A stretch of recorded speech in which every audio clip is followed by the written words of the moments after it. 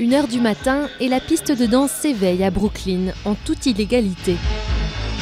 Mais ça, ces fêtards l'ignorent. Il faut dire que la loi new-yorkaise en question date de 1926. D'après elle, tous les lieux fermés doivent détenir un permis spécial pour permettre à leur clientèle de danser.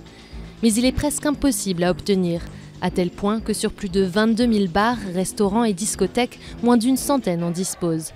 Comme beaucoup, Rachel sait bien qu'elle risque une amende et même la perte de sa licence de vente d'alcool. Alors on vit un peu dans la peur que les gens qu'on emploie, ceux qu'on a convaincus d'investir dans le projet et les gens qui viennent ici, qui ont besoin de cet endroit, puissent tout perdre d'un coup à cause d'une loi archaïque, basée sur l'inégalité et le racisme.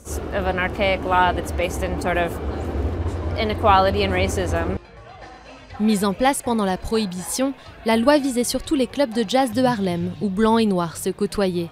Depuis, elle a été utilisée pour sévir contre des lieux fréquentés par les communautés LGBT ou latinos. Mais la lutte pour abroger cette loi s'intensifie à l'initiative d'un jeune conseiller municipal.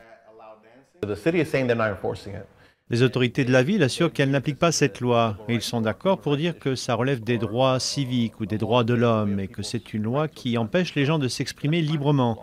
Alors il est temps de s'en débarrasser pour pouvoir lutter contre le vrai problème, qu'il s'agisse du bruit, de la criminalité, des conditions de sécurité. C'est ça qu'il faut réglementer, pas la danse. Avocat et propriétaire d'un bar, Andrew est tombé sous le coup de cette loi en 2013. Il s'est décidé à la faire annuler car selon lui, elle viole le premier amendement de la Constitution américaine qui garantit la liberté d'expression. Mais ce n'est pas juste un combat personnel. C'est la vitalité culturelle de la ville qui souffre. Ça devient beaucoup plus difficile pour les artistes d'habiter ici, beaucoup plus dur pour les musiciens de vivre ici, et c'est beaucoup plus difficile d'ouvrir des lieux culturels. Le maire de New York, Bill de Blasio, a récemment approuvé la création d'un poste de maire de la nuit pour faire l'intermédiaire entre les bars, leurs voisins et la ville.